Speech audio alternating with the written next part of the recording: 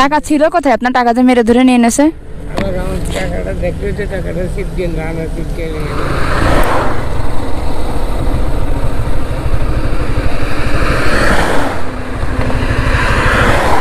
আসসালামু আলাইকুম।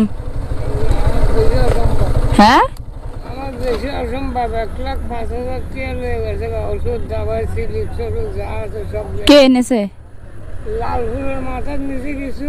হ্যাঁ, আর তা আপনার যে টাকা নেছে 1,20,000, এটা আপনি এত টাকা পাইছেন কোথায়?